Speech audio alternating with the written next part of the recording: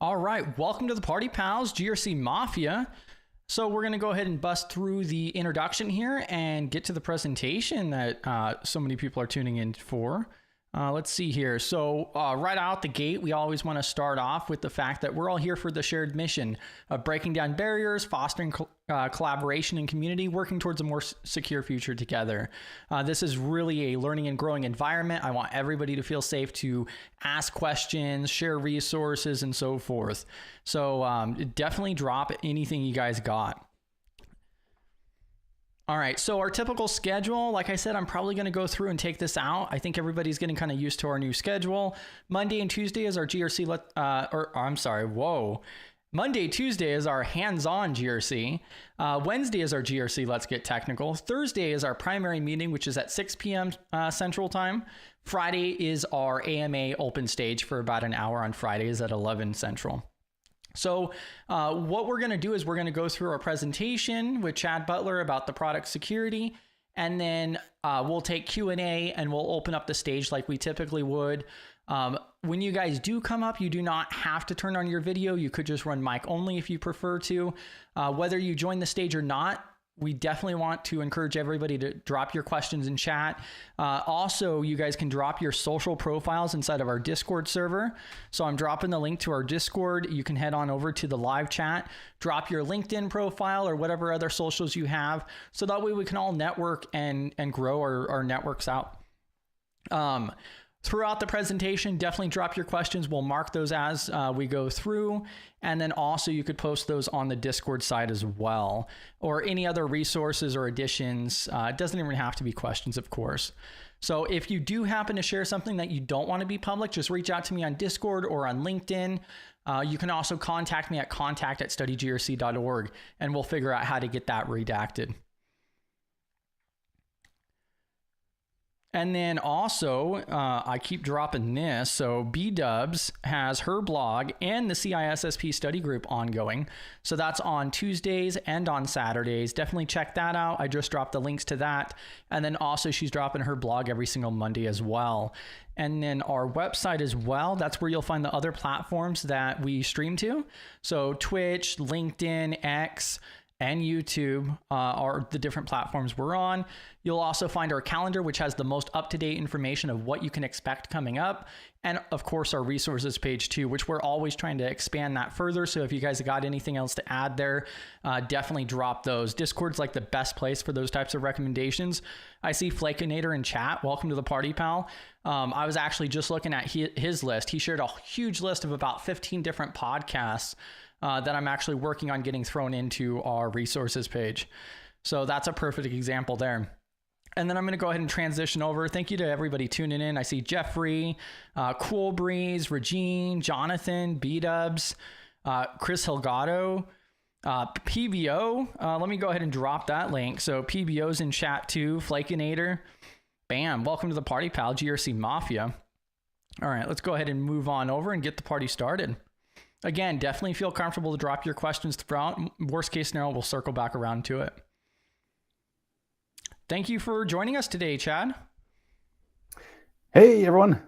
Thanks for having me. I appreciate it. It's good to see y'all. Yeah, I'm very excited for this, and I'll go ahead and pass it on over to you. Okay. Great. Well, thanks again for having me. It's always a pleasure to come and speak and share some information. I always feel like whenever I share, I learn more than I give, and I'm sure that'll be the case tonight as well. So I'll go ahead and jump in. Quick introduction of myself and my background, I guess. So I've spent the last 23 or so years in security, and started off as a systems administrator, kind of worked into a pen testing role, an AppSec, and then I've been in leadership for about the last 12 years. And during that time, I built 5 programs from scratch to scale. Got to work on some pretty interesting projects, including at AWS, and got to help build out the security program for Amazon's drone delivery project, Primaire. And so anyway, went through that process, spent that time climbing the corporate ladder. And then last year, about this time, I got got to the point where I realized that I wasn't going to be able to do everything I wanted to do in the corporate world. And so I decided to go out on my own, start my own company. And so I founded Mission InfoSec about a year ago. And the mission in the Mission InfoSec is twofold. I've got one, I want to help organizations build, launch, and operate secure products. And so to do that, I've got a free newsletter that I publish. It's supposed to be weekly. I'm not very good at keeping up with that. And then I do some consulting as well. And the other part is, which I'm really passionate about, is developing the next generation of product and application security engineers and leaders. And so this kind of came from a challenge that I've seen that I'm sure you all have experienced as well. I took a SANS course a few years ago on DevSecOps, and it was great. It was really, really informative. I learned a ton, but it was like $9,000. And fortunately, my company paid for it. But I realized that, the training, most of the training out there is not affordable for self-funded learners. And so I set out to try to, my goal is to create training that's like that doesn't cost you multiple thousands of dollars, right? So, so I'm working on generating that. Those courses. I released one about 2 years ago called Career Hacking Quest, which is all about, how do you create a resume, how do you interview, how do you job hunt, and manage your career kind of like a hacker would. And that did fairly well. And then just recently, I launched DevSecOps Bootcamp, which is trying to give people who have responsibility for securing products the tools and the knowledge they need to build out the pipelines to churn out secure products through the development lifecycle. And I can share more about that at the end. And then I'm also working on a startup with a partner if I'm not doing enough, and that's in stealth mode. But it's all about making product security easier, leveraging AI and some of the more recent advancements in technology. So hopefully you'll see more about that later. Okay, so product security. I want to just kind of jump into what it is and why it exists. Product security, put succinctly, is securing products, as the name implies. But it could be a variety of things. It could be a web application, it could be a mobile application, it could be web services, APIs, that sort of thing. There could be hardware involved as well. Most of what I've done has been in the software space, but when I was working at Prime Air, it was a drone, and there were custom, avionics and electronics and things running on the drone that was also in the purview of product security that we had to secure, as well as all of the traditional things running in the cloud and all of that. But it's not just securing at one point and then calling it good. It's at every stage. It's the plan as you're first starting to think about the product, all the way from coding and building and testing to releasing, deploying, operating, and monitoring.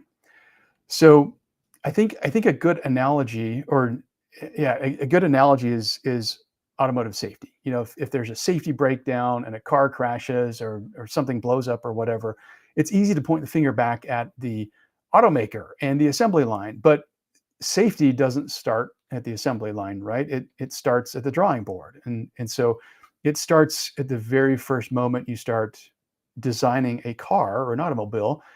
You design safety in, and then you build it per the design. You build the safety in, and then even when you've designed it and built it, you still test it to make sure it's going to run well. So I think that's similar in a lot of ways to product security. Now, the other thing that I think is worth mentioning is that sometimes people use the terms product security and application security almost interchangeably. And in some ways they are, but there's a little bit of a nuance. And I want to take just a minute to explain what that is.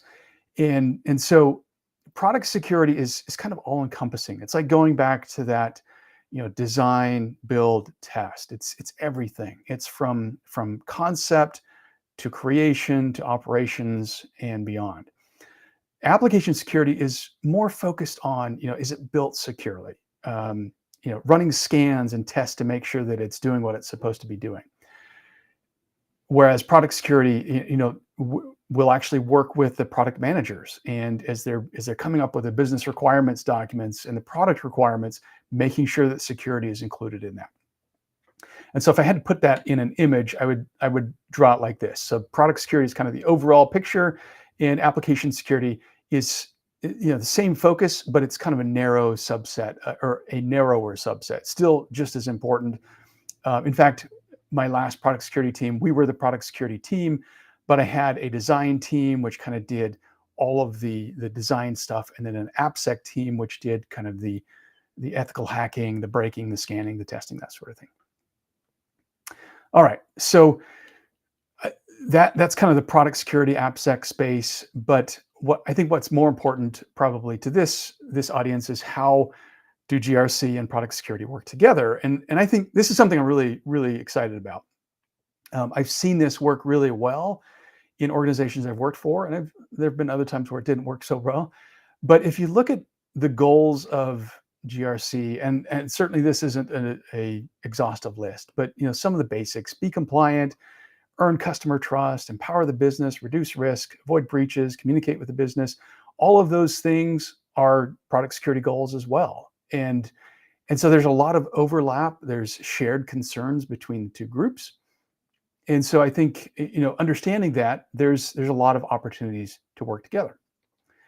And so here's some of the things that I've seen that are opportunities for better collaboration.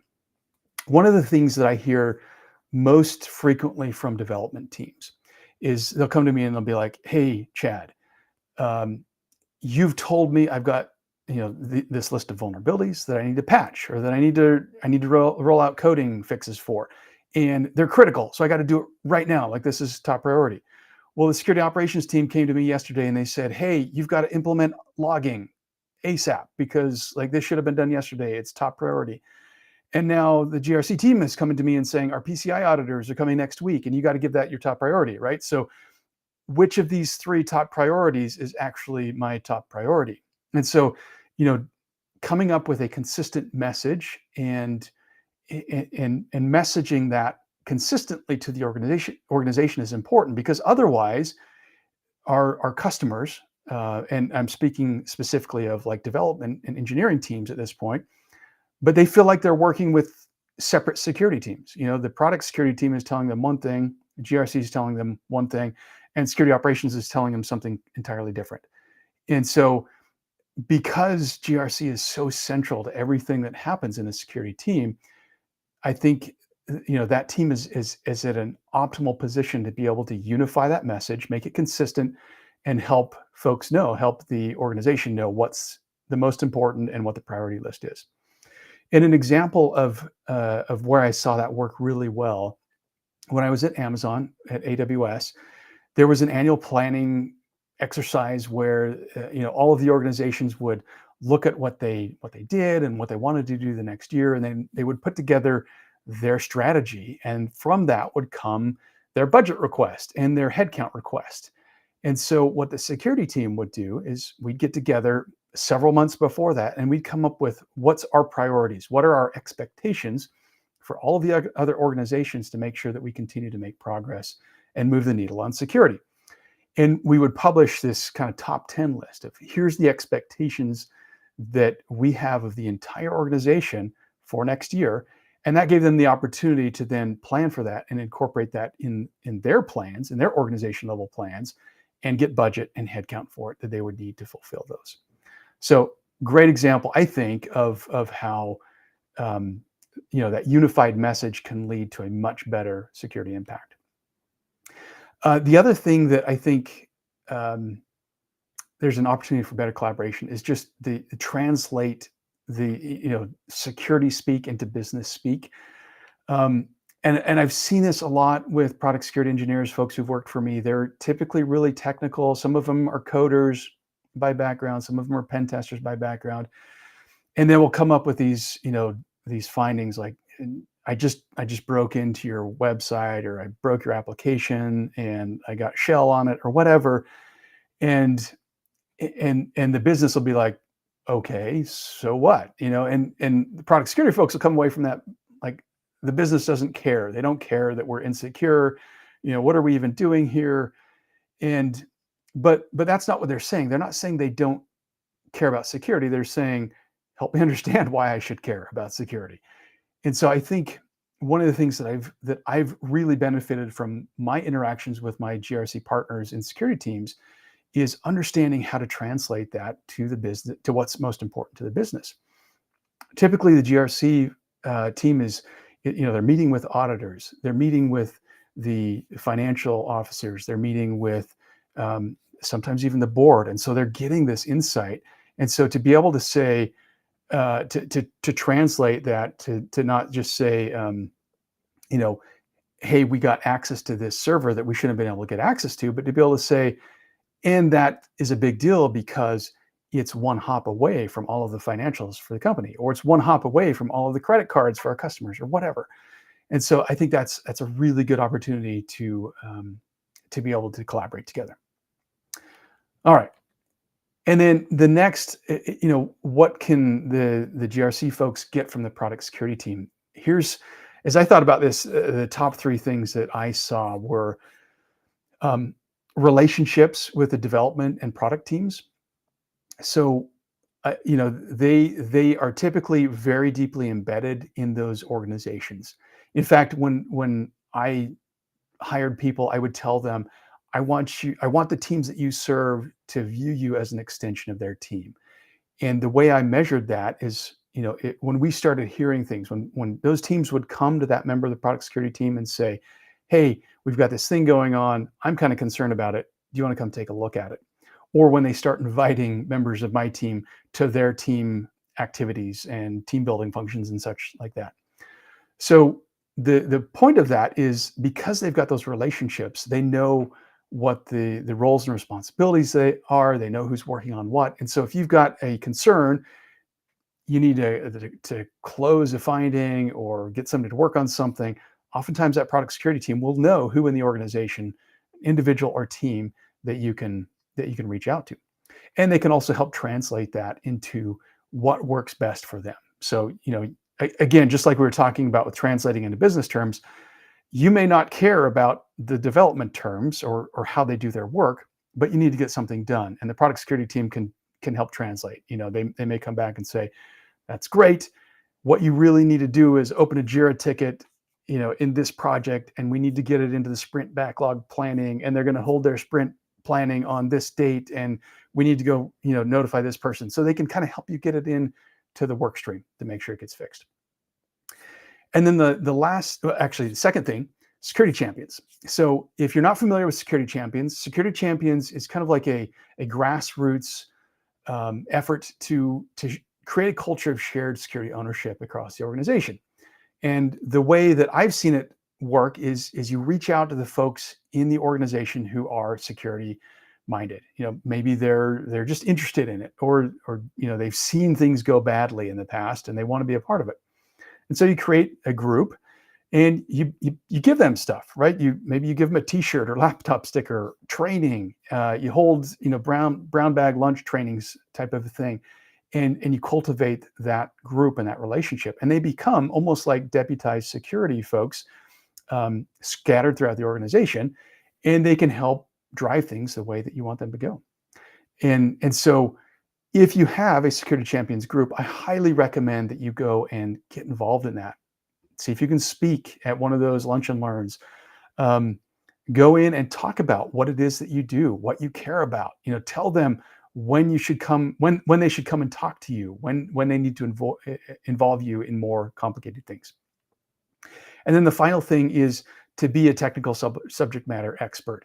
If you don't have a development background or a product or application background, they can be your lifeline. You can call them in while you're going through an audit. I've gone to toe to toe with auditors who were adamant that we were vulnerable for something, but I knew because of how it was implemented that it wasn't exploitable or that it wasn't a risk or whatever.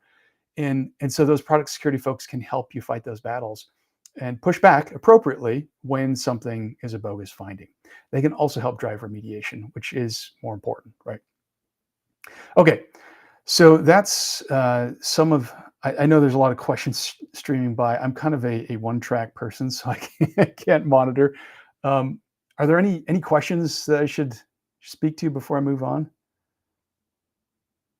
Let's see if I see anything here. Maybe just a lot of comments. Okay, I'll keep going. Let me know if there's anything that stands out or if anybody wants to ask questions. Okay, so moving on. So that was kind of the how do product security and GRC work together better. Next, I want to talk about how you can use automation to make your life easier. And I think this is what's really exciting, because when you understand what can happen or what you can do with automation, it's really exciting. And what's cool is, I'm going to show you an example here at the end that is going to look super technical. I'm going to break it down, but I can tell you that I didn't write that line by line. I went to ChatGPT and I was like, hey, this is what I want to do. What do I need to do to build this? And it helped me build it. And I had to do some troubleshooting. It didn't work right out of the box. In fact, when I tested it this morning, it wasn't working and I had to change some things. But this is something that you can do. And it's really cool that we have these tools at our hands. So there's a few terms that you need to understand, and Git, GitHub, and GitHub Actions. Don't worry if you don't understand some of these or any of these. I'm going to go through them. But these are the things that we're going to talk about. So Git, I think probably the easiest way to describe what Git is to describe what life was like before Git existed. It was, sad pandas all the way around. And if you think about it, code is it's just text files, right? You write code in text files, and they're organized in directories. And so in the early days of programming, that's all it was. Some programmer would write code on their desktop, and they would run it. But then it got more complicated, and you had two programmers working on it. Well, now what you do? Well, you put it on a file server somewhere, and you both work on the same code. But the problem is, what happens if you want to collaborate or work on the same file? So let me give you an example. Let's say there's a file that has some code in it. I go and I grab that and I start changing it. I start making my changes. And at the same time, or maybe 5 minutes later, you go and grab the same file and you start making some changes. And maybe yours is smaller. You just delete a line that's no longer needed, and you save that back to the file share. I keep on doing my changes. I finish maybe 30 minutes after you finished your changes, and I go to save mine back up. Well, now the one that's on the server is different than the one I started working on. So how do we merge those changes? The file that you deleted, does that stick, or do I overwrite that with my changes? What about the changes that I'm coming in with? Is that more important than your changes? So it gets really complicated fast, and that's just with two developers. And so, things like how do we resolve those edit conflicts, which inevitably happen? And then taking a step further, what if we do something? What if we make a change that breaks the application? Can we find out who made that change and when? And can we roll back to the previous state so that we can get the application up and running quickly? And usually what happens, or what the way people would deal with this, is just kind of a hard stop. Nobody touched this file. I'm working on it. I'll let you know when I'm done. And then that developer will go and they'll do their thing, and they'll check it, they'll save it, and then they'll go to lunch and forget that everybody's waiting for them to give the all clear. And then they're like, hey, dude, are you still working on this? Because I need to make my changes, and it's 4:30, and like I want to get out of here. And then they remember, oh yeah, I was done with that before I went to lunch. So that's kind of the challenge. That code is just files. It's really hard to collaborate with multiple people. And to use an analogy, before things like Google Docs and Office 365, when you were collaborating on a document, I don't know if you all remember this, but you would like email it to people, and then I'd go through and I'd make my edits, and then I'd save it, and I'd put like version 1.1, and I'd put my initials in there, and then I'd send it off to somebody else, and they do the same thing. And that's how you got around it. Now, of course, with like Google Docs, you can all just type away on the same file. So it's kind of like Git Git is kind of like Google Docs for code. Okay, so actually, before I forget, does anybody know who first created Git and why? You can Google it, but anybody know off the top of their head? It's kind of a fun bit of trivia. So it was Linus Torvalds, creator of Linux. And he created it because Linux development was highly distributed, and the tools that existed at that time just weren't working. They were failing and causing all sorts of issues. So he came up with his own solution. we were talking about this before, like Chris and I, if something doesn't exist, you create it. That's kind of the hacker way. So Linus Torvalds was definitely a hacker. So Git, it is a version control system. And all that really means is it's tracking versions of files meaning the code. And so what you've got is you've got multiple environments. And so on the right there, you've got the red box, your working directory. So this is just a standard directory on your desktop. It's where you write your, you save those files, you do your edits, whatever, you save them there. And then when you save it, there's the next working environment is the staging area. And so, you say, okay, I want to add this to the staging area. I want to add this file that I just saved to the staging area. You type git add, type in the file name, and it stages it. And so maybe there's other files that are part of this change. So you go and make the changes in those files. You add those to the staging area. Now you've got 2 or 3 files you've made some changes to, and you're like, okay, this is a nice kind of packaged set of changes. I'm going to commit this. And so you type in git commit, and you type in a little message. This is what I'm changing. I'm working on the authentication system. I changed this and that. Hit enter, and that commits it to the Git repository. This is still on your computer. So the Git repository is just kind of a database of files and states, and it keeps track of everything that happens, but it's still on your computer. In fact, if you've played with Git repositories before, if you look in your Git directory or in that repository, there's a .git folder. And inside that directory, there's all sorts of stuff that Git records to keep the state and keep track of things.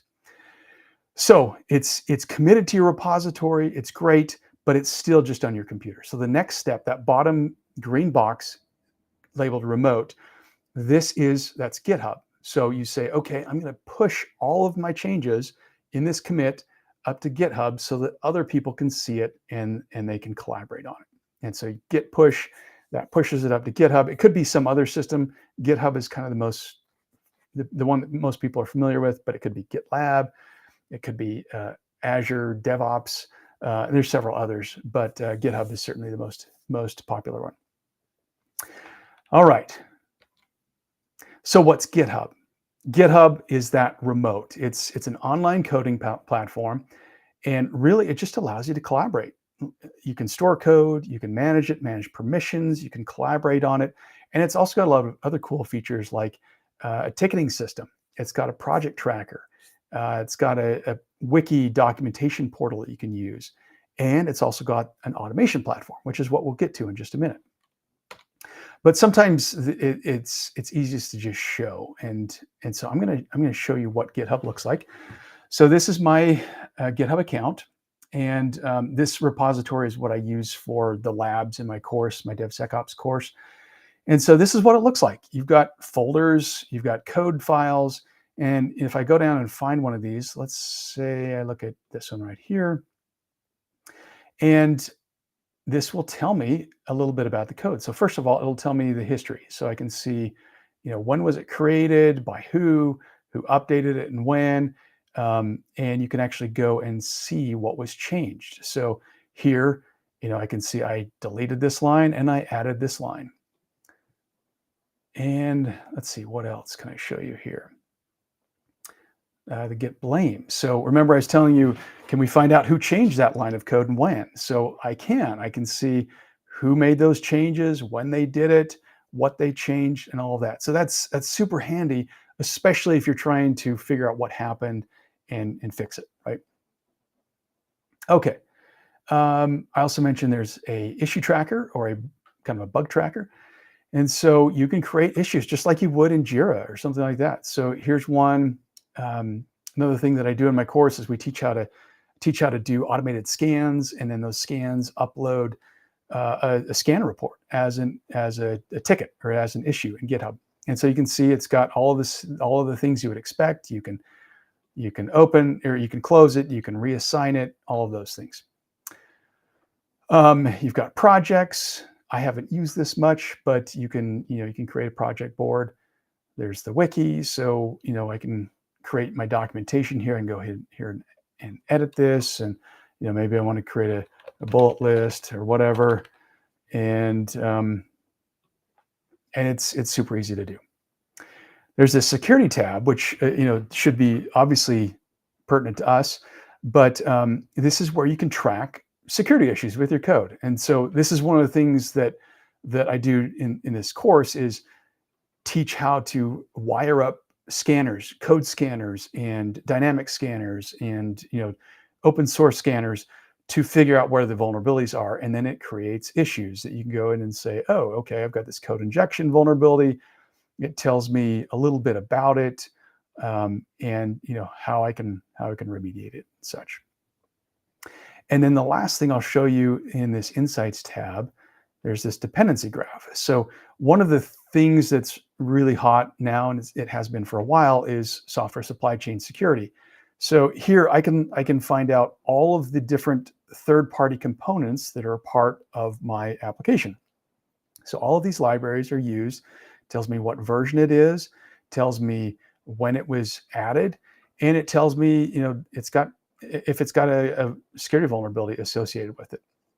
And if you've ever heard of software bill of materials, SBOM, if you do any work for US federal government, a contractor or whatever, chances are you'll have to create a software bill of materials at some point. Here's the button, you click that, it spits out a blob of text that can then be parsed by the tools that use those. So that's GitHub kind of in a nutshell. And like I said, sometimes it's easiest to just show it because it's easier to understand what's going on if you can see it. Okay, so why would we want to use GitHub Actions? And GitHub Actions is the automation component. So it's really just a way to tell GitHub what to do. And so you think about it like when you're developing an application, coding is a big part of it, but there's other parts. There's testing. So like I want to make sure that my code does what it says it's supposed to do or what I expect it to do.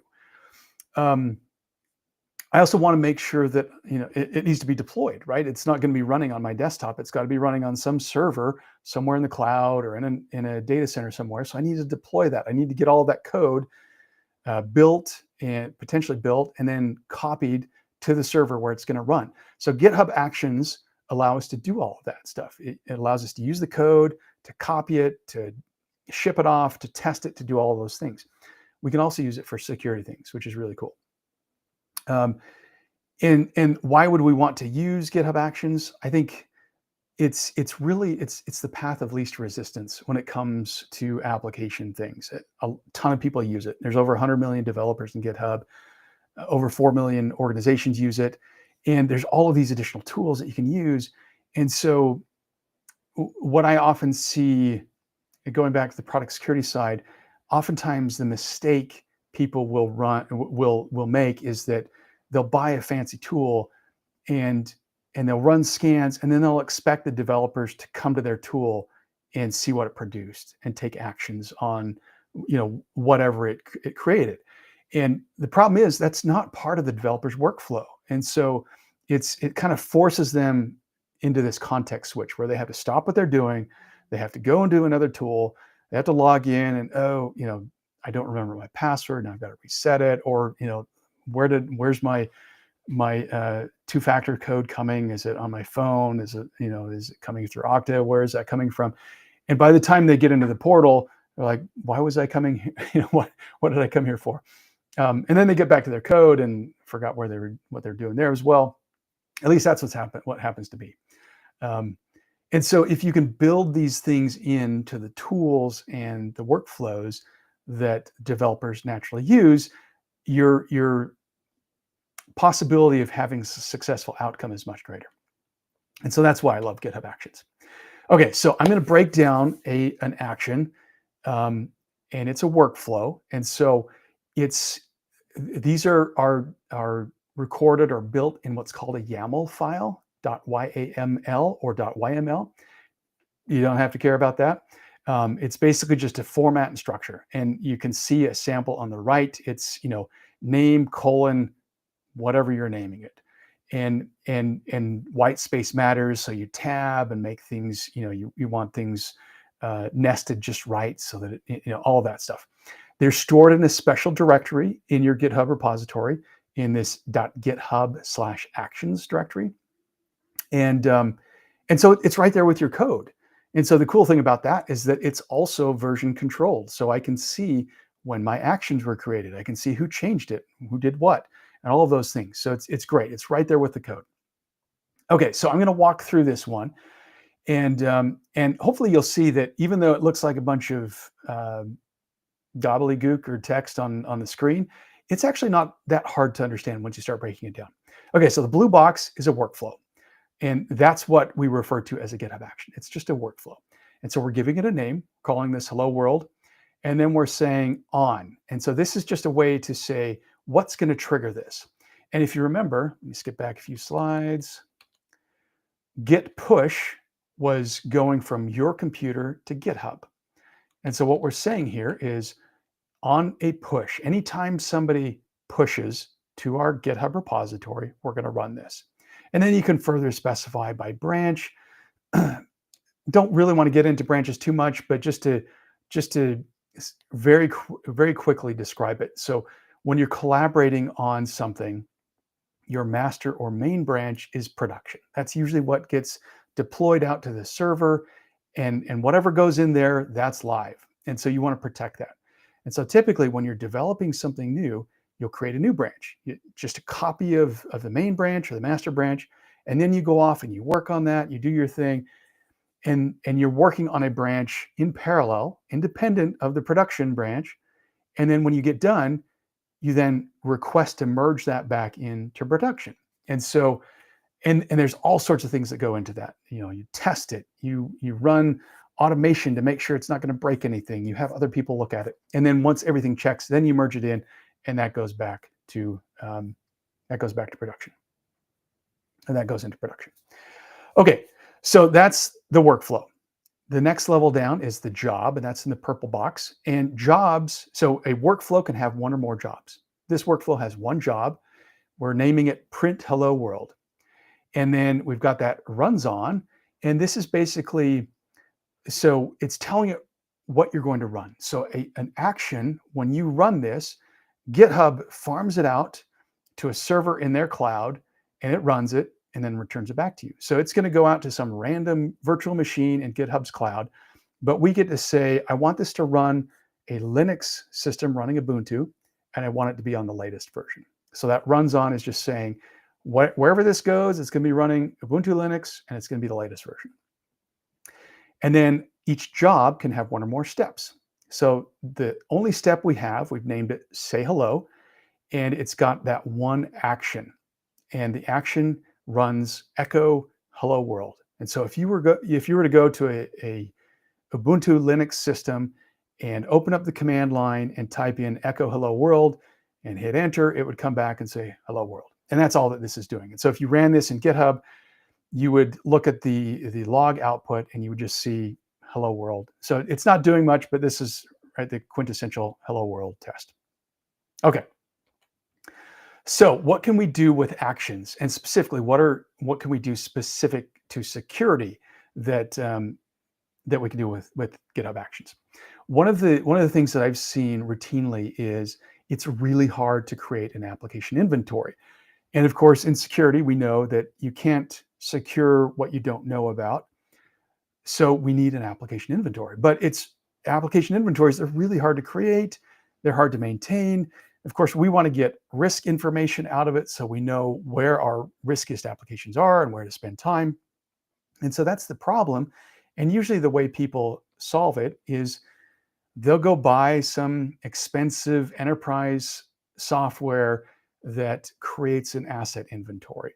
And this is usually what it looks like. And it's usually geared towards hardware assets, laptops, desktops, phones, printers, whatever.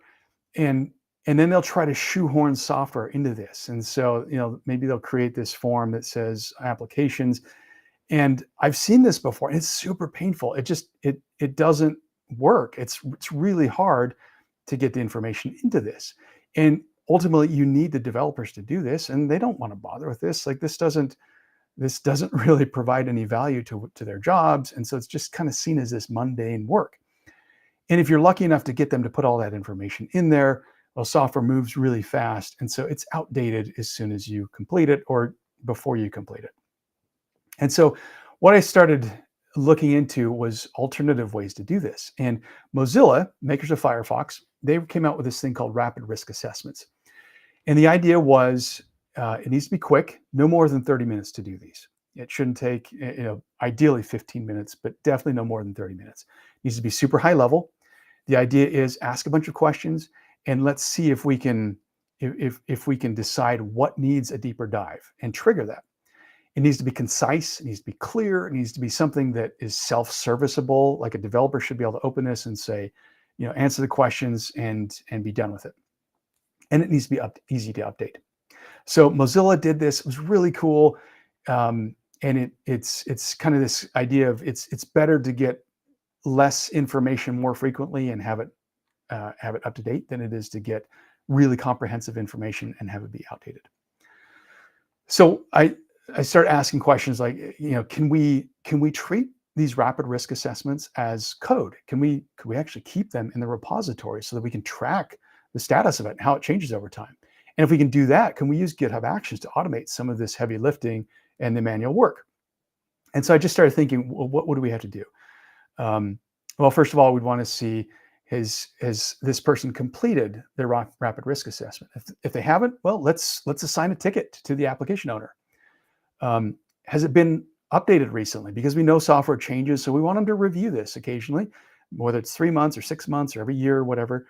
And so can we check and see if it's been updated in that time frame? And if it hasn't been, assign a ticket to the application owner. And then this last point, are there any yes responses? So the idea is ask 10 to 15 questions that help you determine if this is something you really want to go and do a deep dive on. And so the idea is the happy path is no. If they answer no to all of the questions, then we probably don't need to be concerned with this. We're good. But if they answer yes, then we need to go dig into that. And so if there's a yes to any of the responses, well, let's assign a ticket to the security team to go and look at it. And so here's kind of what it looks like. And I'll show you a full example of this in a little bit here. It's in Markdown. And if you're not familiar with Markdown, it's just kind of a way of formatting text, like, a single £sign before some text means it's a H1 header. If there's 2 £signs, it's an H2 header. And so it's a way that you can format the text, but it's done in a way that it's parsable by code. Code and computers can look at these and make sense of them. And so the idea is, give us some metadata. Tell us, what's the name of this service? Who owns it? Is there a risk impact rating if you know it? If so, record it. And then here's a sample question. So would a breach of this service impact more than 10,000 users? So set that threshold to whatever you want. But if the answer is no, maybe we don't care. If the answer is yes, okay, now we've got something that impacts a lot of users. We should really go dig into that. The other example here, would a breach or compromise of this service impact the integrity of critical business functions such as financial reporting, customer data management, or regulatory compliance? The answer is yes, we need to know about this. This is a critical application, right? Okay, so this is the part where I'd like to do a demo. And I'm hoping the demo gods smile on me and that this works well. So let me show you what this looks like, or what this could look like in practice. So again, this is just the repository I used for that course. So I created this RRA, Rapid Risk Assessment.md, which stands for Markdown. So the idea is every repository could have one of these, and then all the developer has to do is go through and fill this out. And again, you can specify this however you want. The idea is keep it short, keep it simple, keep it well-defined. Somebody should be able to work through these questions in 15 to 30 minutes and answer them pretty quickly. And so you can see some things, is this going to affect our compliance certification with GDPR or PCI or whatever? Talks about the type of data that's involved and all of that stuff. Okay, so that's what a rapid risk assessment could look like. Now, I want you pay attention. This one was updated 4 months ago. I showed that to you earlier, but so maybe we want to have that updated more frequently. Okay, so next thing, I'm going to go into the Actions tab. And here I've got all of the actions defined that I've created, all of the automation that I want to do, and this RRA check is the one that we're interested in. So it shows all of the runs, how many times this has been run, whether they succeeded or failed, and then I can dive into that YAML file. So let me walk through this real quickly. And I'm not going to dive into all of the details. Like I said, I didn't write this by myself. I had a lot of help with ChatGPT, which I think was awesome. But the reason I say that is because you could take this, and I highly recommend, if this is something you can use, just start with this and start tweaking it for what you need. And you could throw this into ChatGPT and say, hey, this is a GitHub action. Can you explain to me what this does? And it'll spit out a pretty succinct and understandable set of explanations for what it does and how you can change it. Okay, so I'll skip down a little bit. It does a few things. So first of all, we're checking that ra.md file for any yes answers. And if there is, then we're going to say, okay, this needs a review. We need to go ahead and review that. Second step, let's check the last modified date of that file to see if it's been updated. And here I've specified we want it to be updated every 6 months. Okay, so if those two things are true or false, so basically we're checking, is there a yes answer? If so, a review is needed. If it hasn't been updated in at least the last 6 months, a review is needed or an update is needed. And then finally, we say, okay, let's create a ticket. And so all of this code here, this basically just says, we're going to create a ticket in GitHub. We're going to assign it to the right person. And we're just going to tell this person that they need to go and update this file. Okay, so to run that, it's pretty simple. I just go here and I say, I'm going to run this. You tell it which branch you want it to run on. Remember, I told you master is kind of the production, and then there's all these feature branches. I'm going to just run it on master. And it usually, as you can see, it takes about 11 seconds to run. But this is, again, it's farming it out to GitHub machines. So sometimes it gets stuck in this queued position. Fingers crossed, it'll work and it won't get held up too long. And so you see it's spitting out all of this output. So it ran that check to see if there were any yes answers. It didn't find any, so no review needed. Next step, how long ago was it modified? And it's spitting out these timestamps, and it's checking, just doing basic math to see, is it older than it should be? No update needed. Okay, so let's make this a little bit more interesting then. Let's go and change this so that it actually does need an update. So I'm going to go back into here, and you can modify this from your desktop and push it up just like I showed in that screen before. You can also edit it directly in GitHub, which is kind of cool. So this will do kind of all of those steps condensed and then just commit it. So what I want to do is I want to go down here, and what I'm saying is 6 months ago, this is how I determined that. Well, what if, so the file is 4 months old. So let's say we want to do 3 months. And so I'm just going to change that 3 months ago.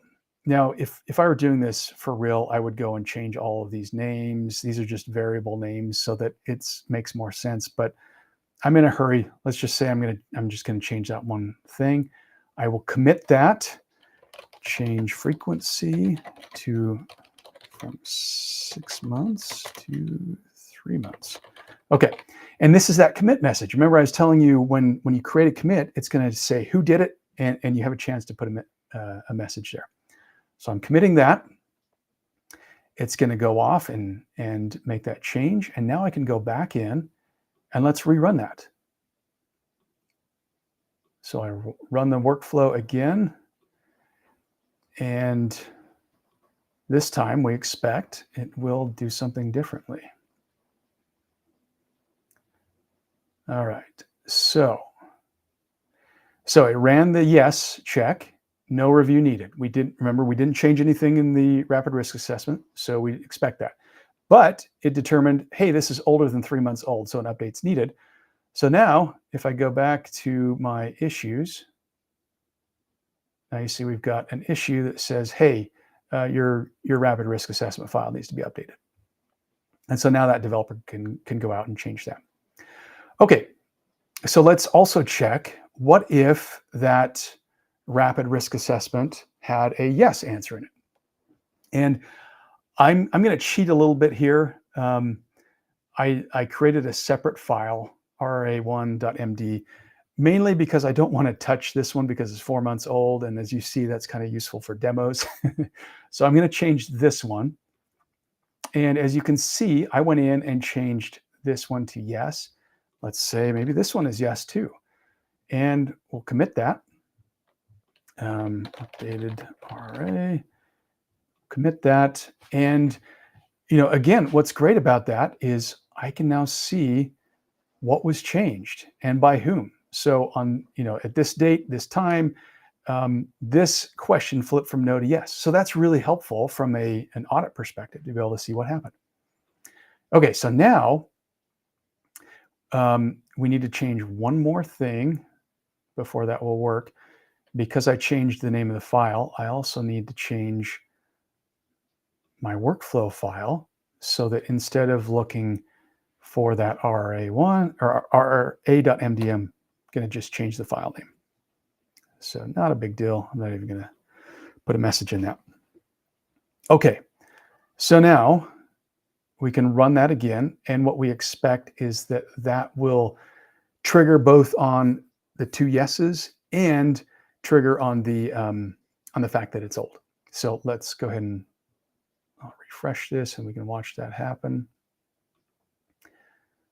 It's in progress.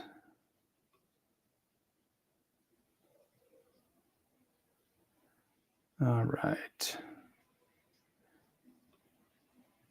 Okay, so it found the yes, says a review is needed. It also found that it's old, update is needed, so it created an issue. And if I go back there, let's see, did it update this one? It didn't. Okay, so what happened here, I forgot about this. It actually has some logic that will determine if there's already a ticket created, and if there is one, don't create another one. So I could close this and run it again, and you would see, well, actually, let me just show you one that was closed previously, not that one. So in this case, it's saying a security review is required. And so in this case, we would want to assign that out to the security team or whoever's going to go and do a deep dive on it. And then this one is assigned to the actual developer or the owner of that repository, right? Okay. So I think that's everything I wanted to cover in the live demo. Yep. And that pretty much covers it. So I'm happy to take some questions afterwards. I'd love to connect. Here's my LinkedIn info. My website up there has a contact me form if you want to get in touch with me that way. The QR code is like the LinkedIn, scan this code and it'll take you to my profile. And then I also wanted to share as a way of saying thank you to this community for having me. I'm starting a March cohort for my DevSecOps Bootcamp. And so I'm offering a 90% off discount, which gets it down to just under $50. And so if that's something that you're interested in, love to have you join. It's what you'll get is all of the lessons. So there's 28 lessons currently. I'll be continuing to develop more. There's 13 hands-on labs. There's a community that you can join. And then with the cohort, I'm going to do 6 live coaching calls. So Q&A sessions, talk about whatever is going on. And I'm kind of limiting that to the first 30 people because I want to keep that group small enough that we can actually have a meaningful conversation. So yeah, that's the coupon code's on the page here. The sign up code is there. And that's it. So I'm happy to answer any questions. I'll turn it back over to you, Chris. Bam. Yeah. Thank you so much. That's a lot of information there. I think you did a wonderful job. There are a couple things that we can go through. I also wanted to go through and let you guys know right now, that Steady GRC will also be doing a giveaway for one of those tickets as well. So the way that you enter that is you just go through and enter in chat any of the different live platforms that you're on right now. You can go ahead and enter ProdSec, and then that will enter you into the giveaway. I just went ahead and dropped that in chat, and then we'll go ahead and draw from that before we end the stream. But yeah, it looks like an awesome course, and like, especially at that price, like that can't beat that. That's for sure. Did you want to talk a little bit about like who that's for? Yes. Thank you. I left him a note for myself and totally forgot. So, I want to make it. I mean, my goal is to help people get into this space, right? So I want to make it as beginner friendly as possible. However, there's some things that I kind of assume, like, we deploy to AWS. So if you've never used AWS, I don't necessarily go and do the basics of AWS. What's the cloud? What is AWS and all that stuff? But if you can create an account and spin up an EC2 instance, you'll be fine. We do some command line work. So if you're comfortable doing command line, you should be fine. And so I'm kind of saying, like, junior security folks, probably 1 to 3 years of experience is probably ideal. But even if you don't have that and you're just really interested in doing this, and you're motivated to learn, like, I'll help you. I'll work with you. And if it just doesn't work for you, I will give you your money back. Yeah, that's one of the big things that I also saw on your site too. We always talk about like some of those, there's way more people out there training than even in the industry itself. And especially within our groups and so forth, like the keyword Bootcamp actually has a pretty bad name, to be honest. Yeah. Just because there's so many of those out there, just, legitimately ripping people off. But like on your site, not only are you very transparent about everything, but you also provide like that refund warranty with it as well. Right. So, and I've gone really back and forth on the aspect. name. Yeah. One of the things I want to mention here too is like Flakinator. He's pretty active. He's kind of talking about, using that QR code, and I went ahead and dropped in chat here that you should have had that go to a Rickroll and say, use the link in chat. Just I think that would be a pretty interesting one in the future. Yeah, the humor is not lost on me. I've Rickrolled people with QR codes before. I get it, and yeah. Bam. Yeah, and I see you guys popping in here on the giveaway. Let me go ahead. I'm going to go ahead and take this down just for a moment here. If you guys need anything off of this, we can pull this back up as well. Let's see. I just wanted to pop this open. And I'll pull this up later as well, because I want to be transparent about this section. But this is our giveaway here. And so as you guys go through and enter ProdSec into the chat, your name will pop up here for your associated account. So, and then we'll do a drawing before we end the stream. And then if you guys have any questions, definitely drop those, and we'll transition back over here. But if you guys have any questions with that, definitely drop those in chat as well. All right. And then one of the other things that was kind of mentioned earlier is there was a little bit of talk about like security champions. We've talked about security champions before, and we did have one speaker who was up who had implemented that. But it seems like a lot of people struggle on getting the buy-in to do such. Do you have any advice in regards to that? You can ask for permission or beg for forgiveness later. Personally, I don't ask for permission. Typically you find people who are interested in it. So if I were going about it, here's what I would do. I would find the people who are interested in security. I would create a kind of loosely formed group. Maybe it's a Slack channel or whatever. Get together and then just start talking about it. I think again, I think grassroots is the best way to start it. The last organization I worked for, we did it, and it started really small, maybe 10 people, and several months in, it grew by magnitude. And at one point, the CEO actually joined in because he had heard it was cool and wanted to get involved as well. So just start somewhere. Like it doesn't have to be this massive program with a budget and all this stuff. Just, start where you can.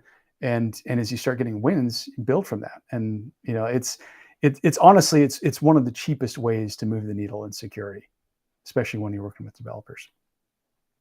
Yeah, and that's also where like the security culture aspect comes in as well. And then also like your talks on GitHub. I have very limited knowledge of GitHub. I've honestly kind of kept like an arm's reach distance away from it just because it is that really heavy on that developer standpoint. But like what you were just showcasing as well, I could see how that would be really useful for policy management. Mm-hmm. Or like you could do all kinds of different stuff in there. Yeah, in fact, if you look at GitHub's security team, as you might expect, they do everything in GitHub. And it's really cool because all of their policies are in there. Everything that they do is in there. It's version controlled, and they can automate it. And so if you're looking for ideas of things that you can do, look at GitHub security team. They're pretty public with how they use it. There's even people that use it for, their personal notes, like I showed Markdown. If you get proficient in Markdown, you could keep all of those in a Git repository, and it's, you push it up to the server and it's automatically backed up, and you can sync it to all of your devices. So it's maybe not the best way to do it, but if you're an Uber nerd and you want to put your notes in Markdown and put them in a GitHub repo, you can do that as well. Yeah, and I think one of the big advantages too is I know GitHub largely has like a free tier for, I believe, pretty much all of their products. So you can at least get in there and try it out. And especially like for the notes section, especially. Yeah. You can create a personal account, which is what mine is. I don't pay for mine. And you can have it be private. You can have it be public. And so like all of your, notes and policies and stuff, you'd want to be on private. Where the limits come into play are things like the security scanning and all of that. They provide a lot of that for free for public repositories, but if it's a private repository, you have to pay for it. So, and you think about it, most organizations, they're not going to have their code out on public repositories. And so that's kind of how they get the corporations. If you want to keep it private, you have to pay. Yeah, and real quick before we move on to some of these questions here, but from the business standpoint, when you go through and do that, do you also get that like SLA or the security on top of that as well? That's a good question. I mean, you definitely get support and enterprise grade support and things like that. But yeah, the big thing is they have this thing called GitHub Advanced Security, which will allow you to do like the static code scanning. It'll allow you to do the secret scanning and things like that you can use it if it's a public repository, but if it's private, you have to pay for it. Yeah, I know you don't like work for GitHub or otherwise, but yeah, that's something I'm going to look into as well. Because like for an example, we were looking at Trello. We have some of the different framework controls on Trello boards. It's really easy to learn from for visualization. And we were like, man, we could actually like do assessments through this. And then we started looking at like the policies and agreements with Atlassian, and we were like, whoa, wait. But the business side, you get that business agreement with them, and then you can like go into your own AWS FedRAMP compliant environment, so forth with Trello. So yeah, it's something that I was just kind of curious about. Now, Rania over here is asking if there's a big learning curve for those of the Azure persuasion to quickly jump into AWS. I've used both. I'm definitely much more familiar with AWS. I would say, when I was learning Azure, I would always say, what's the AWS equivalent of this, to kind of, so I knew what I was dealing with. There's probably going to be a learning curve if you want to go all in on AWS. The course I've designed so that there's not a whole lot you have to do, and I walk you through everything. So the bulk of the creation is all scripted out, and it's in that GitHub repository we were just looking at. And so it's mainly you create a free tier account, you click the buttons I tell you to click, download that file. It spins up all of the infrastructure you need. You make a few tweaks, and then you're you're off to the races. So if you're familiar with cloud, I would bet you'd be able to make the translation and do it. Bam. And then also I wanted to mention this too. So Flakinator is also on board with you about that begging for forgiveness. Sometimes it's got to be done. Yeah. And I mean, I don't know, like if you're spending budget money, sure. If you're doing something that could cause an issue, sure. But like, do you really have to ask for permission to get together with other employees and talk about security? I don't know. Maybe if that's if you have to ask for permission for that, I don't envy you. Yeah, and I kind of feel like, especially if you've already got that, I mean, that's where getting that buy-in for security culture comes in. That's really, I think, a large portion these days, especially with how common phishing is and so forth. And having those security champions, I feel, would have a significant impact compared to cost. So, yeah.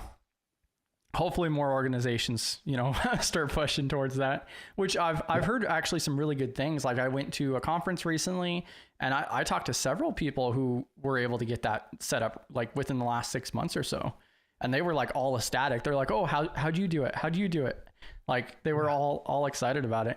And then we have PVO over here, Professor Black Ops, asking about AWS. I have no idea what more than half of those mean. So yeah, so those are kind of the AWS equivalents of what GitHub provides. So I can't remember which one. I think it's code commit is like your GitHub, your Git repository, and then code pipeline is like and build is kind of your equivalent of GitHub Actions and code deploy. So it works. I think similar in principle. It's been a while since I've used those. But in principle, it works the same. I chose GitHub, one, because it's the most prevalent, and two, because I knew I could do everything I needed to do for free. And I didn't want to build a course and then say, oh, by the way, you're going to have to go spend $200 in AWS credits or Azure credits or whatever to do all the labs, right? So that's why I went that route. Checks. Let's see. And then also you did show portions of your GitHub repo. That's, I'm assuming you get access to that or otherwise through the course. Is that what that is? Like somebody was asking for your GitHub repo or? Yeah, it's out there. It's public, so anybody can access it today. I can drop the link in the chat here if anybody wants it. Actually, I don't know if I can drop the link in the chat. Yeah, if you drop it in the private chat in the bottom left, then I can go ahead and relay that. Okay. And specifically, the one that has, let's see, I'll find the repository.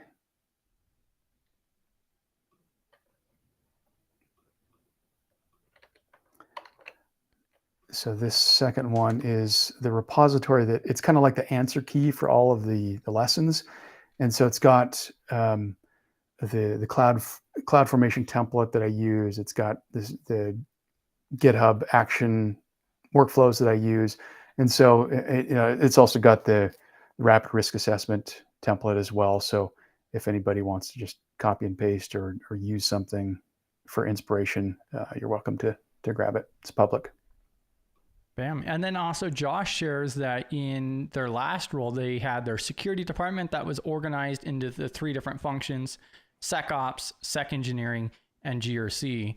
And then they went on to also state that it was the Sec Engineer who worked mostly with the devs, but are you seeing a larger GRC component here?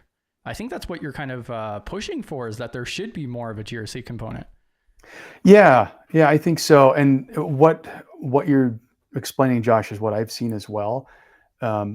Oftentimes, it seems like the evolution of security teams, it's like, we need some security, so they hire one person and they're in charge of all of security, and then they start having breaches, and so they hire a SecOps person, and then they realize, oh, hey, we got to be compliant to sign more customers, so they start a GRC team. And then they're like, we need to secure the cloud, so they get the architecture and engineering team. Usually product security is last when it's a product team or product company, which is weird, but oftentimes that's what it is. I mean, last organization I joined was a financial services company, and I didn't get hired to build the product security function until after the company went public. And so oftentimes the product security team is the last to join, and then they've got a bunch of cruft to clean up. And so, yeah, I think the earlier you can start doing this stuff, the better. Ideally, like my ideal situation would be start building these pipelines from the get-go, because they're writing code in GitHub. There's no reason you can't start scanning your code right away and finding the vulnerabilities and fixing them. If you wait, you get into a situation where, like one of my clients, where they've got software components that's older than the company itself and horribly vulnerable, and it just takes a lot of effort. So yeah, anyway, I'll get off my soapbox. Oh, no worries. And do you know who Memorletti is? I'm not sure if you're familiar with that name. I don't. That's going to be Rachel. Hey, Rachel. Yeah, just so you know. Yeah, she's over there copying that right now. Nice. GRC Mafia. And then let's see. Agreed. I would love to be more involved in automation for GRC. Got to be better at Yelm. It's such a great way to reduce the amount of time spent on heavy processes. And like, I've actually seen, there's actually another movement. There's a small group that I came across that's literally just going by GRC engineer, where they're kind of, I'm actually going to go ahead and pull it up on screen here real quick. I don't know if you've come across it before, and I'll drop this in chat. I've mentioned this before, but so this is a small group. Like, I think there's only like 15, maybe 30 people involved with it. And they're really trying to position for a role overlapping, where they are trying to push for engineers to be conducting GRC as well. So like, for an example, a system admin would also be doing assessments on their systems, for an example, and having that crossover. I think it's an interesting concept. I think that there should be some level of overlap, or at least understanding of such. But also at the end of the day, there should still be some separation of duties as well. But yeah, definitely take a look at that. I find it kind of interesting. They have their whole manifesto here where they're talking about how, I think in theory, I like the way that they're trying to position it.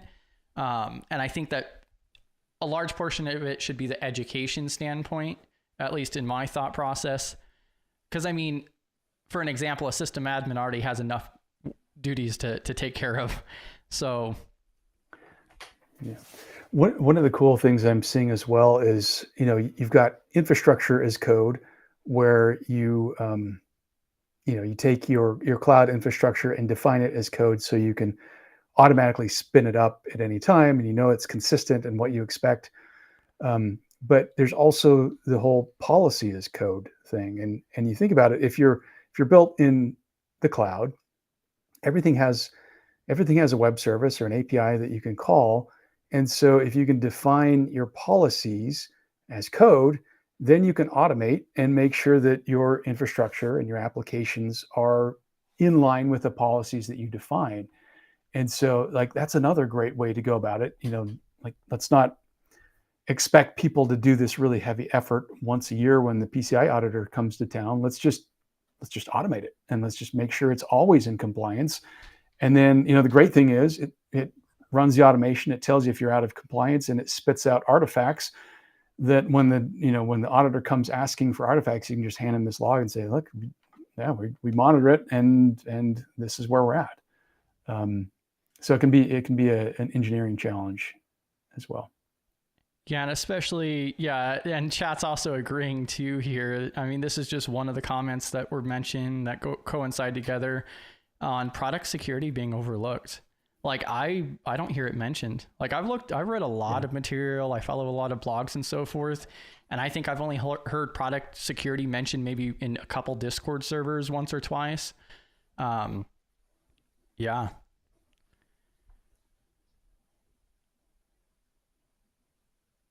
See. Yeah. Unfortunately, it's a needed thing, but I saw a study done where They said that, they kind of they surveyed the industry and they looked at when different security functions were included or introduced in the organization. And most of the time, product security was at the tail end, and it was like, after the company reached $1 billion, they would bring somebody in to look at product security. Chances are you're already doing something. I mean, if you have to be PCI compliant, you've got to be doing pen tests, and so you're probably getting some sort of pen testing done. But again, product security kind of goes back. It's not just scan it once a year and see if there's vulnerabilities. It's let's work with the product team and design security from the outset, build security in instead of bolting it on at the end. Bam.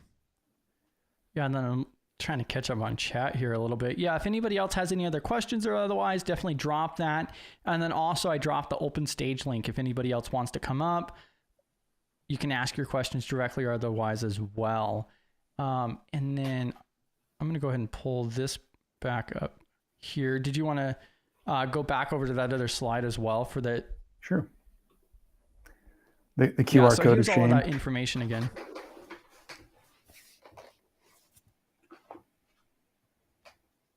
And remember Letty's mentioning, didn't even know about ProdSec until Affirm. Oh, you got to patch it. Yeah, and it's just like when I was doing the promotion for this this actual presentation, like I had several people who were like, what's ProdSec? What does that even mean? I'm like, I don't know. Well, let's find out. Like, that's what it's all about, right? Yeah. Rania over here, QR code of shame.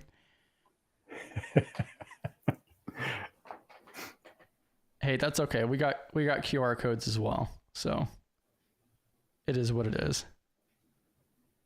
Let's see. What are some of the different... So you did talk a little bit about your history there and kind of how you got thrown into it. Do you see like an uprising or an increase in product security? So like one of the concerns that have been mentioned before is especially with AI, coming about and so forth. Do you feel like that's severely affecting it or otherwise? Or do you think that there's still a significant demand? Yeah, I do. I mean, you think about it. So since I've been in product security, most of my career, I've primarily worked for organizations that developed a product and sold it. AWS, it was a product organization. Even when I worked for Disney, it was, all of the, Disney Plus and all of the things that power Disney experiences. I think the thing that AI is going to change, two things. One, it's going to be easier to pump out more code and more applications more quickly. I'm hearing folks in the venture capital space saying, they fully expect to see billion-dollar companies that are 10 people, because you can do so much with AI. Instead of having hundreds of developers, you've got 10 people who are writing the code and doing all the marketing and all that stuff. So, but the problem is, if you've used AI, you know that it's pretty good, but it's not great, and not great all the time, at least. And I did some testing on my own. I had some vulnerable code samples, and I threw it into ChatGPT and said, "Hey, help me find the vulnerability here." And it came back and said, "Here's the vulnerability." And I was like, "Cool, that's right. How do I fix it?" And it suggested a fix that I knew was partially correct, but wasn't fully correct. And so I think it's going to turn out more code more quickly, and it's also going to have probably more vulnerabilities. So I think we will see a surge in application vulnerabilities and application-related breaches because so much code is going to be churned out by AI. And we have trouble keeping up with the code that developers are writing. Typically, when there is a product security team, it's like one product security engineer supporting 100 developers or 50 developers or 200 developers or whatever. And one person can't keep up with that much code. And so if they're AI augmented developers, now they're generating code even faster and without thinking about it necessarily. And so, yeah, I think there's going to be more vulnerabilities. There's going to be more breaches and more job security for product security people, I guess. Well, and that's also kind of like my take, and I've heard a lot of other people state that as well, is like an example I've used before that I kind of like stole off of one of those AI webinars about InfoSec is like a call center, for an example. Let's say you had a call center of 100 people. Thanks to AI, that's now reduced down to 5 people, 5% of what they had. Now that AI is able to, accommodate that 95%, but you also have the false positives and so forth. You have, other issues that occur because of that AI. Customers get upset because of AI, and you have those inaccuracies. But you still need real people involved as well. And then on top of that, the people that you do keep around, it's AI augmented. And that's like my take, at least, especially when you look at like software development, is you're always going to have human in the loop. And that's also another thing I've heard talked about way more commonly recently is human in the loop, because we've already seen plenty of different times where, AI is not getting the job done. It's a tool, and it's a really amazing tool, but at the same time, at the end of the day, it is a tool. So that AI augmentation keywords that you're saying there is spot on, I think. I really like that. Let's see. And then also Rania mentions, I know healthcare is getting into ProdSec, especially for all of their IoE medical devices. And that's one big aspect that you did kind of touch on as well, is that we're not talking about like just digital assets. Like this is really big with physical too. Yeah, for sure. And I would say it's even bigger with physical assets, because typically, I mean, if it's software running in the cloud, you can push out a patch pretty quickly. If it's software running on somebody's pacemaker that's implanted in their body, you can't exactly roll out a patch to that really quickly. And so it's even more important to get that right before you ship it or implant it in somebody, right? Yeah, that's definitely on the serious end example that you have there. Wow. Yeah, especially when we're talking about implanted into people's bodies. Now, under what GRC policy would you find some directives that might drive more awareness around ProdSec? Or is that even a good way to view or frame it? Yeah. So if you're familiar with the NIST cybersecurity framework, there's stuff in there. It's typically kind of sprinkled throughout, right? So you'll talk about vulnerability enumeration and vulnerability management, and things like that. There's several legs of that. There's the corporate security side, all of the desktops, laptop servers, all of that. There's the cloud security piece, and then there's usually the product security piece, all of the code scanning, the application dynamic scanning, the mobile application scanning, all of that. So it's usually in there around vulnerabilities. It's around data management and things of those natures. But I was sad when I learned NIST CSF. It really doesn't call it out explicitly. It's pretty weak when it comes to product security. It's more geared towards organizations that aren't developing software or developing a product, which I guess kind of makes sense because it's meant to be more universally applicable than some of the other standards. But there are some really good standards out there. I can't remember the one that NIST, NIST has got several, but I think there's a NIST product security standard that just recently came out. There's some other guidelines. OWASP, the Open Web Application Security Project, is a great source of product security stuff. If you do PCI, you know about the OWASP Top 10, and so OWASP is a great source of all sorts of AppSec and product security things. Yeah, I would probably say that I religiously follow the NIST publications at this point. That's like part of my morning jam. I wake up early in the morning, I grab my coffee, turn on the computer, and I check with filters on the NIST site. So I just pulled it up here, and so they're in development stages for secure software development framework. That's related with that, which they are working with OWASP for as well. I'll have to do some more research on that, on like product security individually. Something that I would like to state right now, on live stream, is the fact that like we saw the whole issue with supply chain and how that was not really accounted for many years. And then all of a sudden, bam, the Target incident occurred. Multiple other big issues occurred as well. And then now, I don't know, 20% of the CSF is now supply chain. So I'm going to go ahead and call it that we're going to see way more on product security as we move forward. Yeah. I mean, did anybody live through the Log4j issue? Does that give anybody any heart palpitations? That was a huge issue. Conversation with. Yeah, there's a guy out of Australia that I don't think he's in chat, Min, who like gave his war stories. Yeah.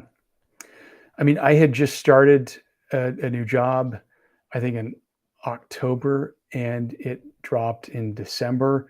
And, Log4j is logging for Java. And I was like, oh, great, we're a Python shop, so we're good. And we started digging into it, and like, no, Log4j is everywhere. And it was really hard to find.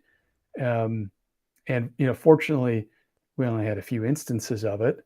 But I don't know if I should say this, but like some of the instances we looked at it and we're like, man, this is really, really old. In fact, it was so old that it didn't have the vulnerable code. So it wasn't vulnerable to Log4Shell because it hadn't been updated in like 13 years. And so, that's not the way you want to get lucky, but in that case, and then the same thing with SolarWinds, like when all of that went down, the organization I was working for was not impacted because they were like a year and a half or 2 years out of date with their SolarWinds installation. So, yeah. Yeah. What airline was that could keep operations going because they're running everything on like Windows 3.1? Right. Yeah, that was crazy. Yeah, exactly. And then we do have a couple other things here. I did want to mention this too. So 8-bit mentions, I agree. I think people are still going to be needed regarding like the AI portion. I wanted to bring his up in particular because I know for a fact I've talked with him about AI, and he's like digging in deep to that and so forth. So I'm actually kind of surprised by that. I'm surprised you're not, using the tinfoil hat there, 8-bit. And then also Rania just says, install NFC, for updates, bam, good to go. Mm-hmm. So I've actually I have a family member that actually has a pacemaker, and they have actually gotten an update before. I don't believe it's NFC, but definitely some type of wireless update, like in office. So that's cool. But then, that goes into the design. Like, how is that update delivered? How are you authenticating to it? Is it, can I walk up on the street and flash your pacemaker with a device if I happen to steal it from a hospital? Like all of those things go into the product security design.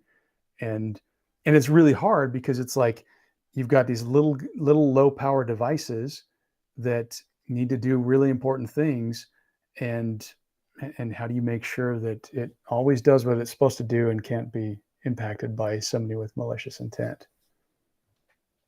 And bam, look at that. Evan coming to save the day. Cool. I love NIST. People think I'm a little bit crazy because like I just love the fact that it's freely available and all of this and so much information out there. I mean, recently I've been talking about getting my knuckles, NIST life on my knuckles. I mean, hey. So this is actually an initial public draft. So this is actually something that somebody like yourself would actually probably be really interested in. So initial public draft, if you're not familiar, that means it's open, and you can go ahead and email the email address on here for comments to make changes, recommendations, and so forth on their initial draft. And then if it gets implemented, then you also get a credit for it, of course, as well. So Cool. Product Development Cybersecurity Handbook, Concepts and Considerations for IoT. Interesting. Yeah, and let me go ahead and drop this in chat as well. Thanks for pulling that up, Evan.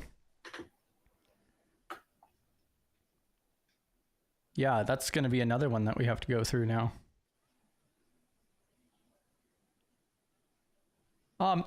Yeah, and then also in relation to this, I think you slightly mentioned it. What are there any frameworks at all that for product security in particular? You did mention like OWASP, but that's not like directly for it. Yeah, no, there are. In fact, if you go to OWASP, there's several things. There's pen test methodologies that you can use, but one of the things I like the most is what's it called? I'm gonna draw a blank. So there's a couple things. There's a software assurance maturity model where you can use that to kind of rank your secure development lifecycle. So that's really good.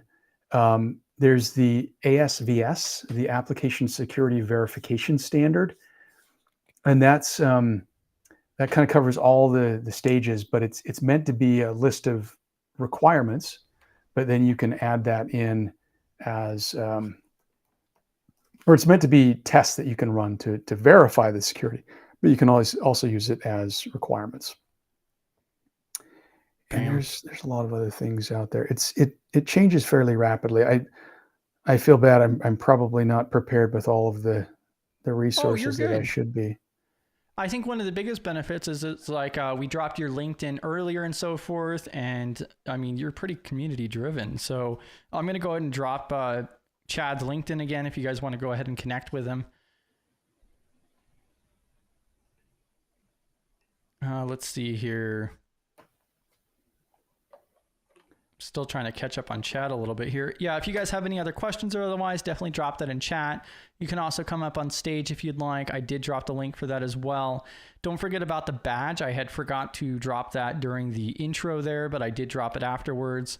So with the weekly badge, that gives you a special role inside of the Discord server. For the next week, you catch that every single Thursday. And if you miss one of the Thursdays, then you lose the badge for that week. And also a little bit of heads up is we're likely going to start doing something special with that. Something comparable to Black Hills, how they have a hack it where you get like week 1, week 2, week 3, and you can move up the food chain. Let's see. Also, Evan does say that he was a system admin during Log4j. That explains a lot, Evan. That explains a lot. Oh, so and Rania says that was Southwest. I do see one question from, is it Abe? Yeah, there it is. You just posted it. Yeah. So pre-commit hooks. This might be a bit of a rabbit hole, but so remember if let's see if I go back to that slide again. Okay, so you've got your Git flow here, pre-commit. So basically what that means is I type in git commit. You can install hooks, which is basically just automation code on your developer's workstation so that when they commit something, it can do meaningful things like scan that source code for secrets, passwords, secret IDs or whatever, and warn them so they don't even commit it. And so to answer the question, yes, I think pre-commit hooks are getting smarter. In fact, there's an entire website set up for all sorts of things you can do with pre-commit hooks. The challenge with that is that they're all on the developer's workstation. And so you've got to get somebody who is interested enough in security that they will install that and run it locally. And so typically the progression I've always seen is the security team comes in, says, hey, we need to do some application security scanning. Let's do some static analysis. Let's do some secret scanning, dynamic scanning, whatever. And the security team owns it. They front the money for the budget to buy the tool. They install it. They roll it out. They do all of those things, all with the idea that eventually they'll get to the point where it's running on the developer's machines and it's not actually even getting into the Git repository so that you can shut it down earlier. It can be difficult to get to that point. So yes, I think pre-commit hooks are great. It's all that shift left thing. That's like way left. That's on the developer's machine. They can't get it out there. So, Bam. But it's a great way to go. Yeah, and then also we're talking about tinfoil hats in chat. 8-Bit replied stating that he believes AI is going to be more of a personal assistant than anything else. So yeah, that makes sense there. Evan's definitely seen things a time or two. All right, let's see here. Oh yeah, and you're getting requests on your LinkedIn too. Yeah, spam him, please. Okay. GRC Mafia raid. Yeah, thank you so much for your time today. This is absolutely awesome. And this isn't something that we have typically like gone over, especially like GitHub. And now I'm seeing like more of the advantages of it, especially with a software related company. And even outside of a software related company, you still are working with code often. So in some aspect. And then like, my first thoughts was like, man, you could run like all of your policy management through here and just make it way easier to locate, to search, to do updates. You have that integrity built in, like, yeah. And then like one of the things I was going to look at is like, I wanted to dig more into GitHub pages for an example, because if you can connect that in with actions, then you could go ahead and like have forms that people can fill out and, questionnaires and so forth even. So you can get, it looks like you could get pretty complicated with it if you'd like. It's incredible what you can do. And one of the things I didn't mention that's kind of cool, remember I said that a GitHub action runs on some server in GitHub's cloud. To do that in AWS or Azure, they're going to charge you. But if you're running a public repository and you create an action, that compute time that's running on that GitHub machine is free to you. So I'm not telling you to go and do anything nefarious. I'm just saying you've got free compute power at your fingertips. Use it for good, not evil.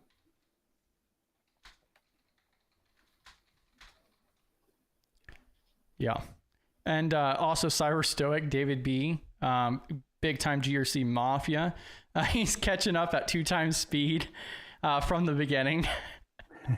Right now. Yeah, absolute legend right there. That's something I've talked about before. There's so many different people out there who, a lot of us are really big with self-study, continuous learning, and so forth. I am not one of those people who watch anything at more than 1 time speed. I can't. If anything, I actually back up on video courses and things like that just to better understand everything. And I really envy people who could watch at, 1.5 times speed or more. I've talked to people, I know people who like watch at like 3 times speed, and I'm like, how do you even understand that? Very envious. It's crazy. Also, another thing I wanted to mention too, is I was looking more at your course too, and that seems very practical based, actual hands-on. You mentioned that on the course page, it looks like. Yeah.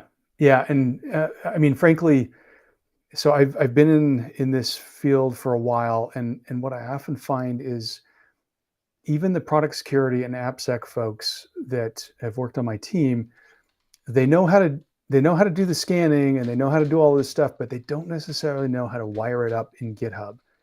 And so, they have to work through the developers, and like, that's okay if you've got a team that has resources and time to help you.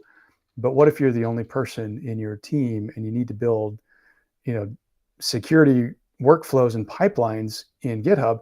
So my goal with this was you come out at the other end, you've actually built these things, you've implemented it, and so you can then go back to your organization, and if nobody's around to build it for you, you can build it.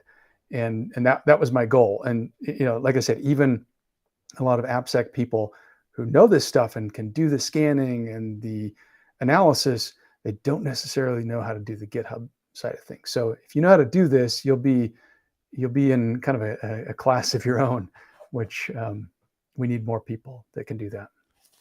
Yeah, I just wanted to highlight that because that's another thing that we don't see enough of, is not only is there not enough quality content out there to consume and get that knowledge of, but also they often lack actual practical hands-on, like actually physically doing it.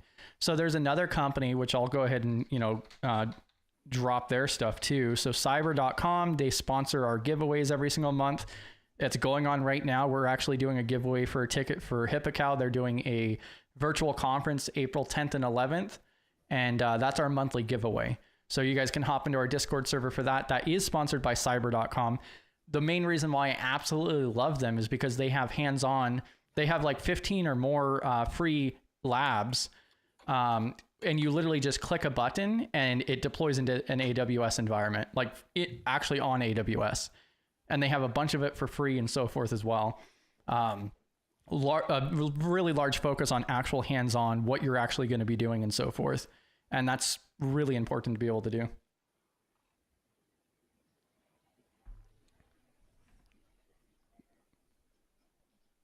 I think there's another one here.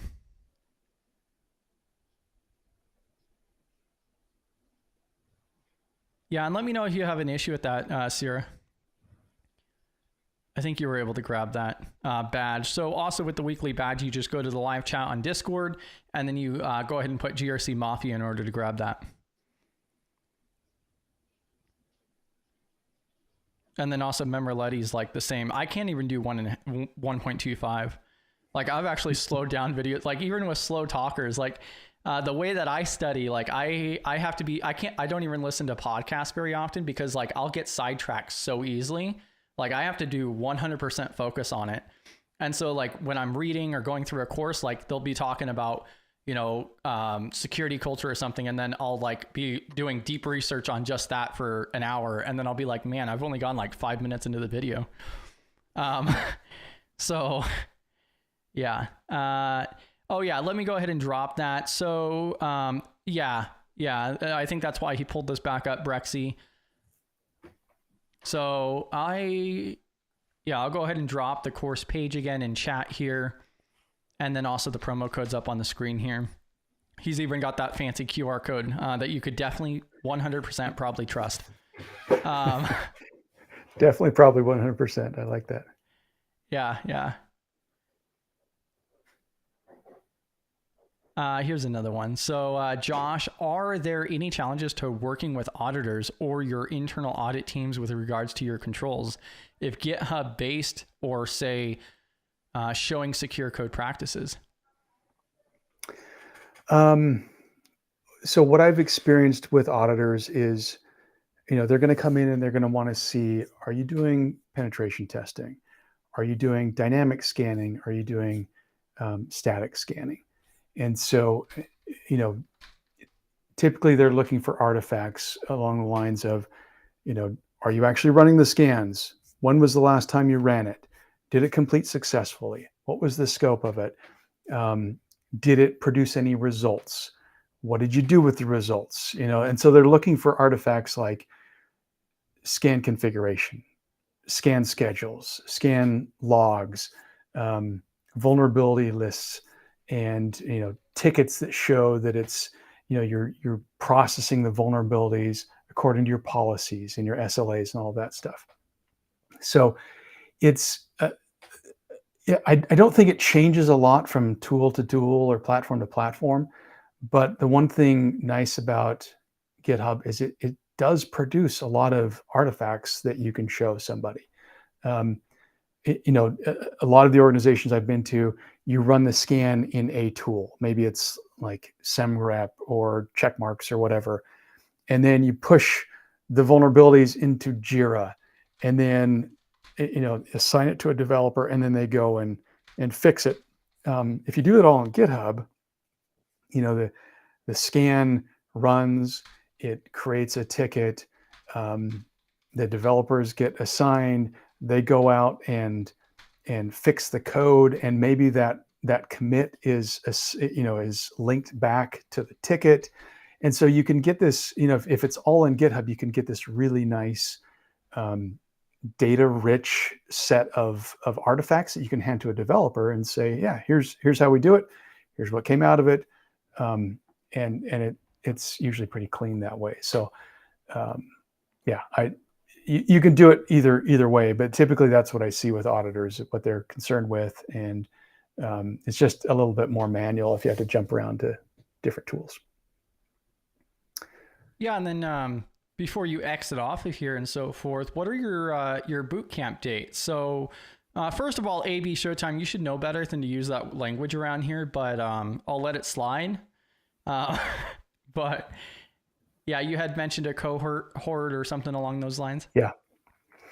I don't have dates and times scheduled yet. I thought I'd work with whoever signs up and see what works best for everybody, and we'll schedule it from then. Probably starting not next week, but the week after. Perfect.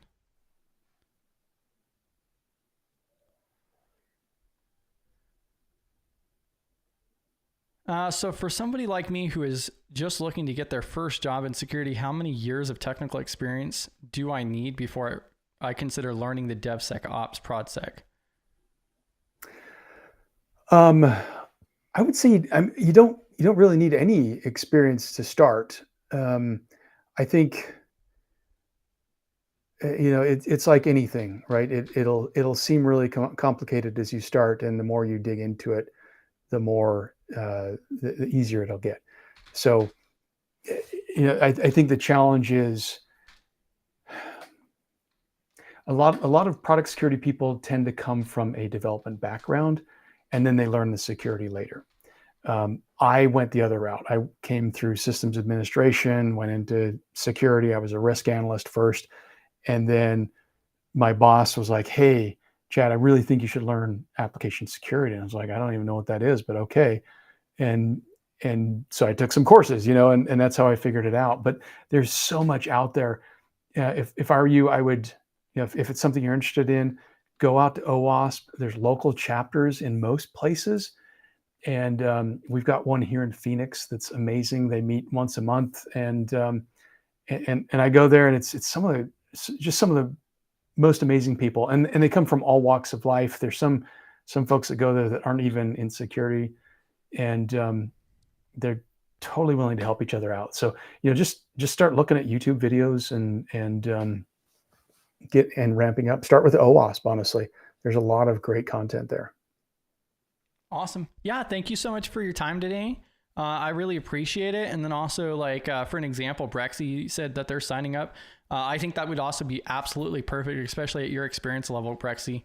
Yeah. So awesome dude over there.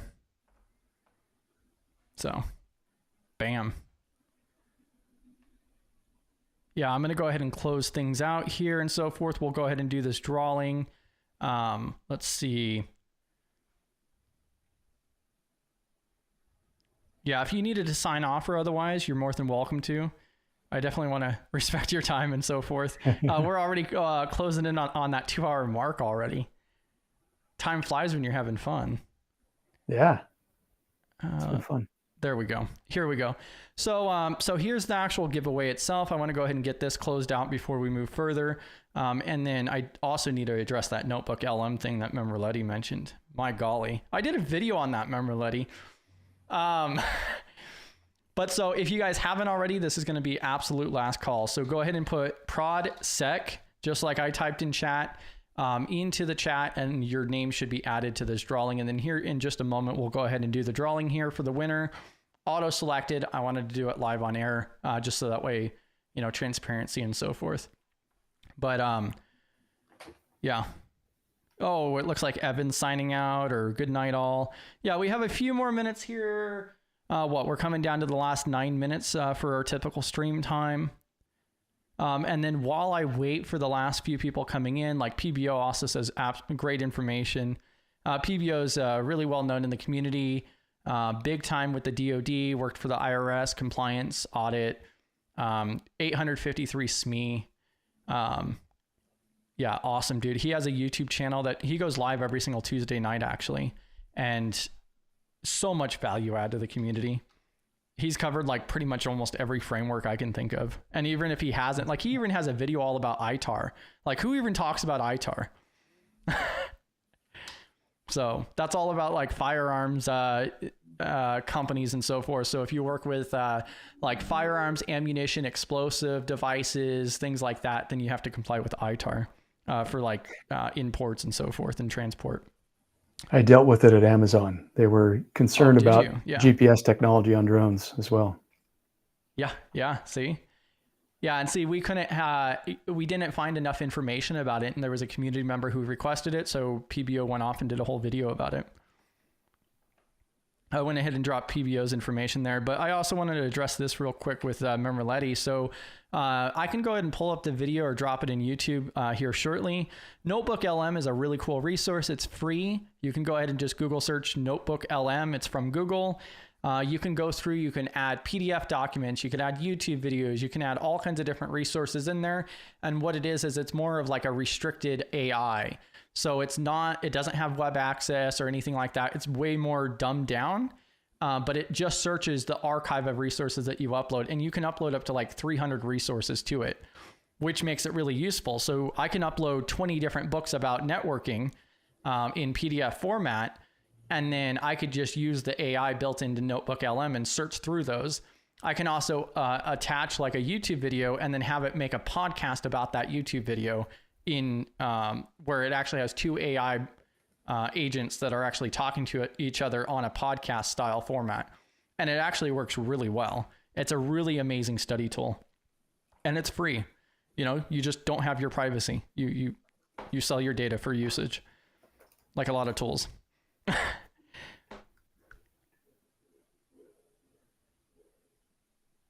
All right.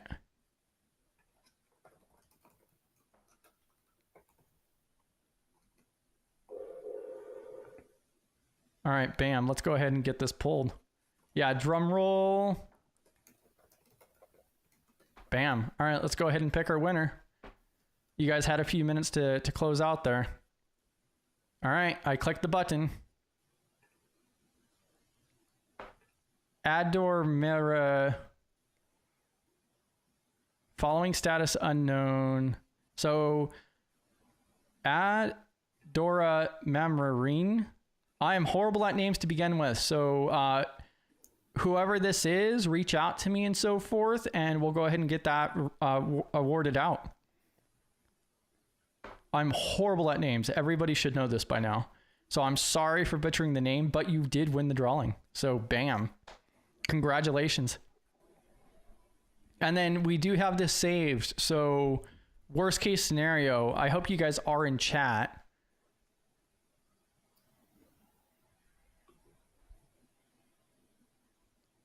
Let me go ahead and...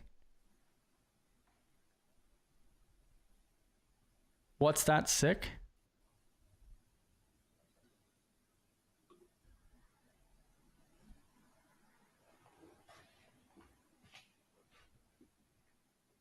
Trying to keep up with this here.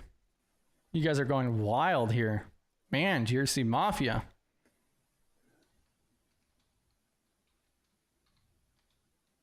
All right, perfect. Yep, so they are in chat. So yeah, definitely reach out to me on LinkedIn or Discord or otherwise, and we'll go ahead and get that taken care of course.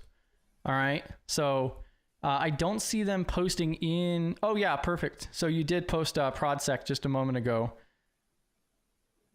I just wanted to make sure that you were like live in chat or otherwise, because I believe we can go back to this if we absolutely have to. But yeah, thank you all for hopping in and joining us today. Thank you very much, Chad. Lots of information dropping. And yeah, If you guys have any other questions or otherwise, I can drop the rest of the information. I'll drop these links below in the description after this video as well.